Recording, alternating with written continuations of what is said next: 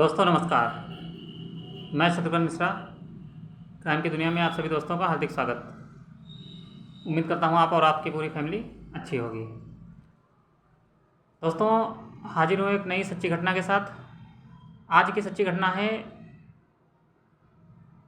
उत्तर प्रदेश का एक ज़िला है कानपुर, और कानपुर के अंतर्गत ही चौबेपुर थाना।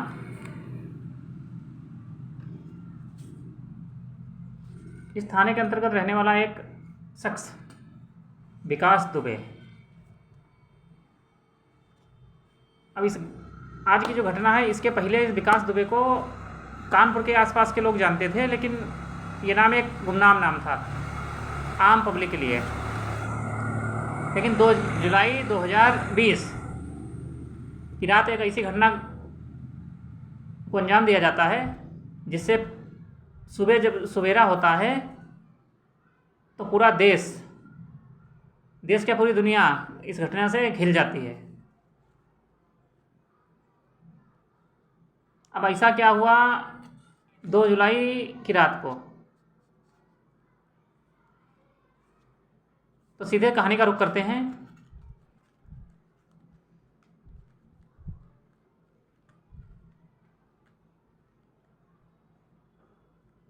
इस घटना की कहानी की शुरुआत होती है विकास दुबे राहुल तिवारी के झगड़े के बीच।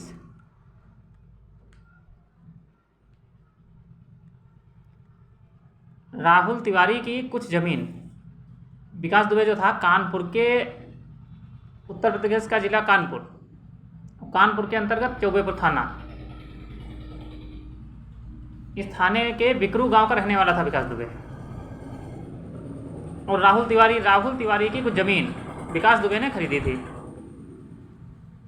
और इनके ससुर को किडनैप करवा लिया। उनसे कुछ स्टाम्प वगैरह पर दस्तखत कराए गए और उनकी ज़मीन अपने नाम करा ली गई। तो राहुल तिवारी विकास दुबे की शिकायत लेकर के चौबेपुर थाने जाते हैं, और जब थाने जाता है तो वहाँ के एसओ विकास दुबे के पास जाते हैं। विकास दुबे उनको बेइज्जती करके भगा देता है उनको। जब उनकी एसओ साहब बेइज्जती हो गई, इसके बाद जो है वो डीएसपी देवेंद्र मिश्रा जो सीओ हैं, सर्किल ऑफिसर, उनको इन्फॉर्म करते हैं और पूरी घटना के बारे में जानकारी देते हैं। अब ये लोग अधिकारी लोग विचार बनाते हैं कि सर इसको पकड़ते हैं।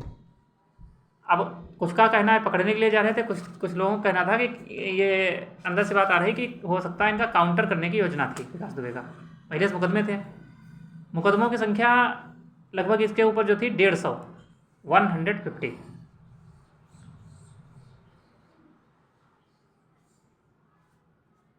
और इसका पहला जो अपराध था लगभग 2000 के करीब शुरुआत हुई थी, और उसके 2-4 साल बाद इसने पहला मर्डर किया था ताराचंद इंटर कॉलेज के असिस्टेंट मैनेजर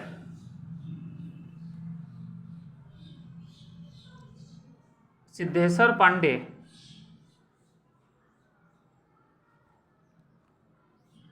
लगभग 2003 के आसपास उनका मर्डर पहला। वहाँ से इसके अपराध की दुनिया चालू हो जाती है, अपराधी, और धीरे धीरे इसके ऊपर अपहरण, हत्या, फिरौती, लूट, डकैती, ये सब मामले बढ़ते जाते हैं। पहले 10, 20, 30, फिर 50। इसके बाद 2004 में इसने केवल व्यवसायी राम बाबू का मर्डर करवा दिया। जेल के अंदर था उस समय ये। इसके गुर्गों की संख्या भी बढ़ती जाती थी, काफ़ी मात्रा में वाहन, हथियार, और कानपुर शहर और लखनऊ तक ज़मीन पे जबरन कब्जा, अपने नाम बैनामा कराना, लोगों खेत हड़पना। इसने ज़मीन की कमाई और लूट और वसूली, हत्ता वसूली से सैकड़ों करोड़ करीब बेशुमार दौलत इकट्ठी कर ली थी। और इसका राजनीति में भी अच्छी पकड़, जिसकी भी सरकार होती, बसपा सरकार में भी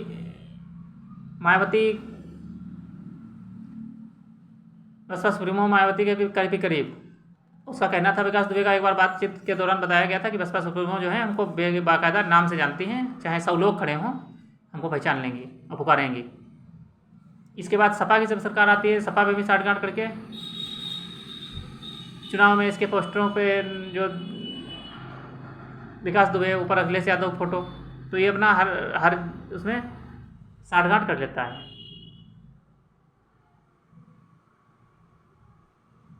अब 12 अक्टूबर 2001 को जब भाजपा की सरकार थी और राजनाथ सिंह मुख्यमंत्री थे, उस समय संतोष शुक्ला जो राज्य मंत्री थे, इसने थाने में घुसकर बहस के दौरान घटना ऐसे हुई थी कि संतोष शुक्ला, ये जो प्रधानी चुनाव चल रहा था, इसमें संतोष शुक्ला के कार्यकर्ता और विकास दुबे के कार्यकर्ता आमने सामने होते हैं, भिड़ जाते हैं किसी बात को लेकर। फिर उसके बाद थाने पंचायत होती है, विकास दुबे वहाँ पर मौजूद था। उसके बाद संतोष शुक्ला भी आ जाते हैं। अब संतोष शुक्ला को चूँकि राज्य मंत्री थे तो उनको पुलिस वाले ज़्यादा तवज्जो दे रहे थे, और विकास दुबे जो कि आम आदमी एक अपराधी, तो उसको उतनी अहमियत नहीं। इस बात से खुन्नस खा के बहस शुरू होती है, गाली गलौज। उसके बाद विकास दुबे के पास राइफल थी। विकास दुबे भरे थाने में और सैकड़ों कार्यकर्ताओं के बीच में राज्य मंत्री संतोष शुक्ला को गोली मार देता है। और कमाल की बात ये थी कि मुकदमा चलता है, जेल भेजा जाता है, एक भी गवाह नहीं था जो ये बताता कि विकास दुबे ने संतोष शुक्ला को गोली मारी। सिर्फ उनका भाई था तो उसकी कोई अहमियत नहीं थी गवाही की, और विकास दुबे थाने से जेल से बागिजत बरी हो जाता है संतोष शुक्ला की हत्या के मामले में। फिर जब ये राहुल तिवारी वाला मैटर होता है तो पुलिस अधिकारी इसको काउंटर की योजना बनाते हैं, और रात 11 बजे दबिश डालने की योजना तैयारी। 3 थानों फोर्स इकट्ठा की गई, करीब 32 लोग थे।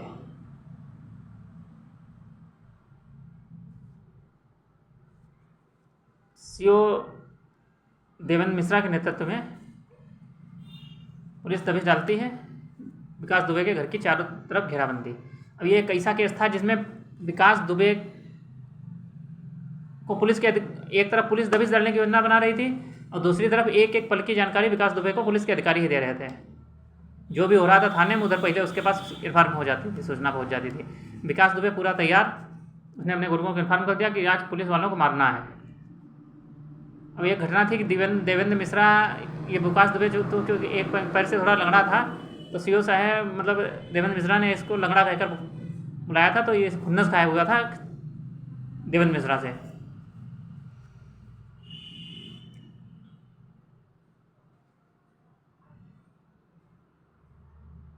तो 3 थानों फोर्स, लगभग 32 लोग, 3-4 एसआई, सीओ साहब और बाकी कांस्टेबल, चारों तरफ विकास दुबे ने रास्ते में गांव के अंदर इसका किलेनुमा मकान, तो इसने बाहर जो मेन रास्ता थे उस पर जेसीबी खड़ी करवा दी कि कोई अंदर डायरेक्ट वाहन ना आ सके। अब एक एक पुलिस कर्मी जो है, जब जेसीबी खड़ी थी वह गाड़ियाँ बाहर रोकनी पड़ी, और एक एक जेसीबी को क्रॉस करने के लिए एक एक सिपाही निकल रहा था। और उसको एक एक मिनट की खबर विकास दुबे थी। उसके गुर्गे कई मकानों की छतों पर चढ़े हुए थे। जैसे पुलिसकर्मी आगे बढ़ते हैं, ताबड़तोड़ फायरिंग, लगभग एक बार में 32 राउंड गोलियां चलती हैं। 3-4 लोगों को गोली लगती है, जिसमें अजय सेंगर और अजय कश्यप। अजय सेंगर को 2 गोली लगी, और अजय कश्यप, सीओ देवेंद्र मिश्रा को भी गोली लगती है, और कई दरोगा और सिपाही घायल। जब ताबड़तोड़ गोली चलती है, इसके बाद पुलिस कवर करने में पुलिस एकदम, उनके जो दिमाग में था नहीं कि यहाँ गोली भी चल सकती है। अब बचाव अपना करते हैं दीवार की आड़ या कहीं जहाँ भी जो भी मतलब बचाव के लिए मिल रहा था, लेकिन कोई था उससे लाभ नहीं हो रहा था, क्योंकि वो लोग ऊपर थे, पूरा कायदे से निशाना ले रहे थे। अब इन लोग, गाँव में लाइट भी कटी हुई थी, एकदम अंधेरा।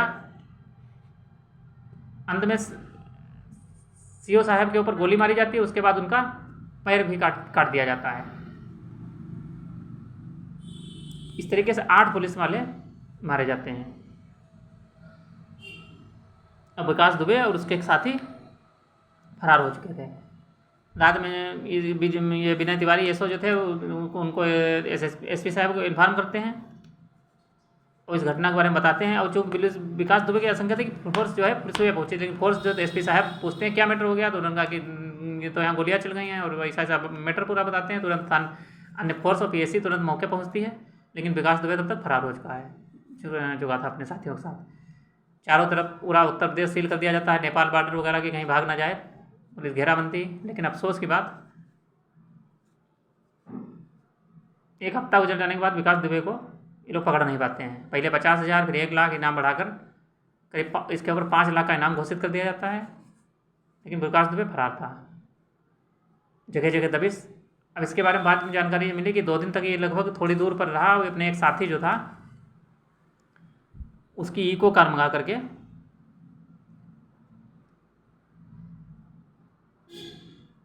ये बाहर भागा था। 2 दिन तक पड़ोस के थोड़ी दूर पर गांव था, उसे वहीं ठहरा था उसके यहाँ 2 दिन। और एक एक पुलिस की घटना पर इसकी नज़र थी कि पुलिस क्या कर रही है हमारे लिए। उसके बाद ये बाई बस से दिल्ली के गाज़ियाबाद के आनंद विहार बस अड्डा वहाँ जाता है। वहाँ से ये आगे अपनी रास्ता तय करता है, और जो है पुलिस लेकिन इसको ढूंढ नहीं पाती है।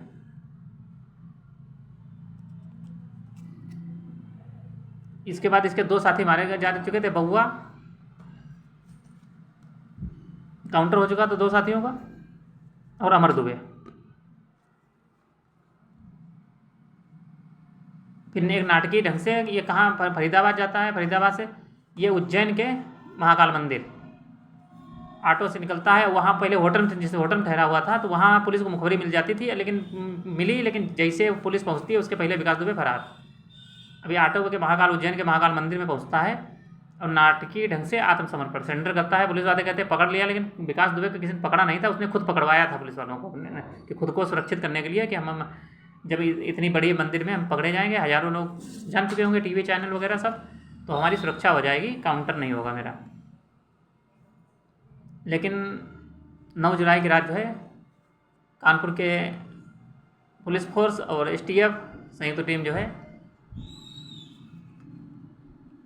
उधर मध्य प्रदेश सरकार जो है अपनी पीठ थपथपाती कि हमने पकड़ लिया, लेकिन पकड़ा किसी ने नहीं था, उसको जो है खुद पकड़ाया था, उसने खुद सरेंडर किया था। अब जैसा वीडियो में साफ दिखाई दे रहा है, वो जब पकड़ा है तो पुलिस वालों का कस्टडी में वो कह रहा है कि मैं विकास दुबे हूँ, कानपुर वाला।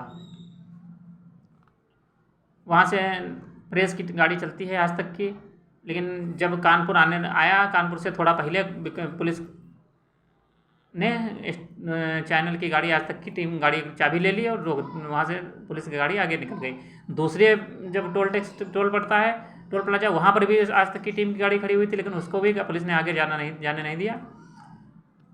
कानपुर थोड़ी दूर 15 मिनट रास्ता बचा था, लेकिन उसी 15 मिनट के बीच में विकास दुबे की गाड़ी पलटती है।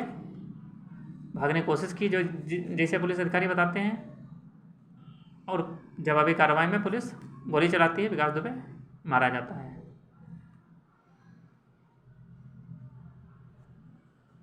और ये विकास दुबे का अंत हो जाता है। और ये जब विकास दुबे ने घर के ऊपर हमला किया था पुलिस वालों के ऊपर, तो अब ये भी बात सामने में आई कि इसकी पत्नी रुचा दुबे, अब इसका लखनऊ में दूसरा मकान बना था कृष्णानंद कॉलोनी में, बहुत बढ़िया घर, तो उसमें विकास दुबे की पत्नी और बच्चे रहते थे। अब पूरा जो घटना कानपुर के बिकरू गाँव में हो रही थी, उसमें कैमरे लगे हुए थे, और कैमरा वो उसके ऋचा दुबे के मोबाइल में कनेक्ट थे, तो पूरा जो घटना कानपुर में हो रही थी, गोलियां चल रही थी, उसकी लाइव वो देख रही थी पूरा।